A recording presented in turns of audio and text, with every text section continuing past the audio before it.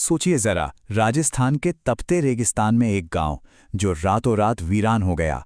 चलिए आज कुलधरा की उसी शापित खामोशी के पीछे छिपे राज से पर्दा उठाते हैं।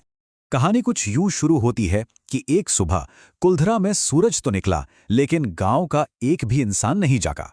जी हां, पूरा का पूरा गांव अपने 1500 बाशिंदों के साथ जैसे हवा में ही कहीं घुल गया था।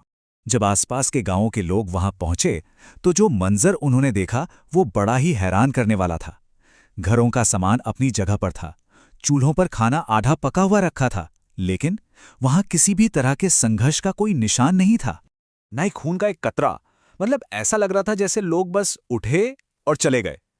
पर सवाल यह था कि कहां गए और क्यों गए, ये कोई नहीं जानता था। पीछे छूट गए थे तो बस खाली घर, एक अजीब सा डरावना सन्नाटा और एक श्राप की कहानी जो आज भी लोगों के दिलों में खौफ पैदा करती है। तो भाई आखिर क्या थी इस गांव की कहानी? इस पूरे रहस्य को समझने के लिए सबसे पहले हमें कुलधरा के बारे में जानना होगा। तो देखिए, कुलधरा कोई मामूली बस्ती नहीं थी। 13वीं सदी में बसे इस गांव में पालीवाल ब्राह्मण रहा करते थे, जो अपने तेज दिमाग और खेती की कमाल की टेक्निक्स के लिए जाने जाते थे। उन्होंने रेगिस्तान में भी एक खुशहाल और समृद्ध समाज बना लिया था। तो सवाल ये उठता है कि इतना अमीर और समझदार समुदाय आखिर अचानक अपना सब कुछ छोड़कर क्यों गायब हो गया? कहते हैं इसका जवाब एक किंवदंती, एक लोक कथा में छिपा है। कहानी के मुताबिक सारी मुसीबत की जड़ था रियासत का दीवान सलीम सिंह। वो एक बहुत ही क्रूर और अय्याश किस्म का आदमी था और उसकी बुरी नज़र गांव के मुखिया की बेटी पर पड़ गई। सलीम सिंह ने गांव वालों के सामने एक शर्त रख दी, या तो वो उस लड़की को उसे सौंप दें या फिर गांव खाली करके चले जाएं। अब सोचिए ये कैसा मुश्किल चुनाव था। एक तरफ थी उनकी इज्जत, उनका सम्मान, और दूसरी तरफ थे उनके घर, उनकी जमीन, उनका पूरा इतिहास। तो 84 गांवों के पाली वालों ने मिलकर एक फैसला किया। उन्होंने अपनी बेटियों के सम्मान को चुना और फिर एक रात बिना कोई शोर किए, बिना कोई आहट किए, हजारों लोग अपने घरों को हमेशा हमेशा के लिए छोड़कर उस रात के अंधेरे में कहीं गायब हो गए। लेकिन जाते जाते वो उस जमीन को एक शराब दे गए। यहां कोई दोबारा कभी नहीं बस पाएगा। और कहते हैं कि ये श्राप आज 200 साल बाद भी सच साबित हो रहा है। अब जरा फास्ट फॉरवर्ड करके आज के जमाने में आते हैं और देखते हैं कि ये श्राप कथित तौर पर कैसे काम करता है। आज कुलधरा एक टूरिस्ट स्पॉट तो है, लेकिन सूरज ढलते ही यहाँ का माहौल बिल्कुल बदल जाता है। यहाँ आने वाले कई लोगों ने खाली गलियों में बच्चों के खेलने की आवाज़ें सुनने, अजीबोगरीब परछाइयाँ देखने और अचानक से तापमान के गिरने को महसूस किया है।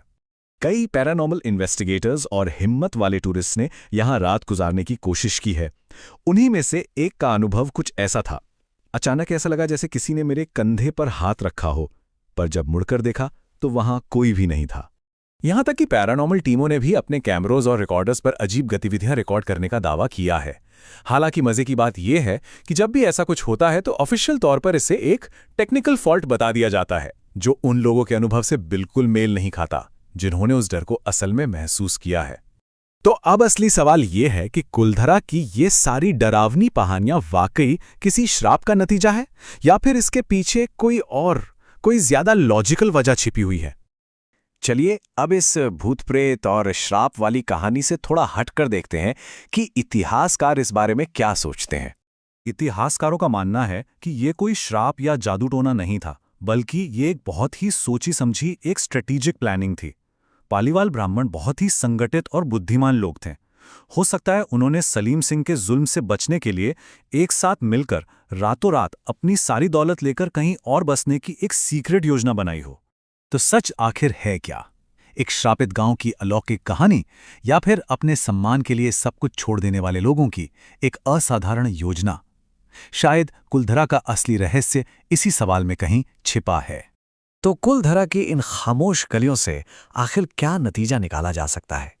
शायद कुलधरा में असली डर भूतों का है ही नहीं, बल्कि उन यादों का है जो आज भी उन वीरान दीवारों में जिंदा हैं।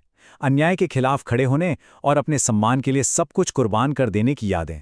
क्योंकि कभी-कभी सबसे डरावनी चीज कोई भूत नहीं, बल्कि वो कहानी होती है जो सदियों तक जिंदा रह जाती है। कुलधरा की कहानी हमें यही सिखाती है। अब सोचने वाली बात यह है कि ये एक श्राप था या एक विद्रोह।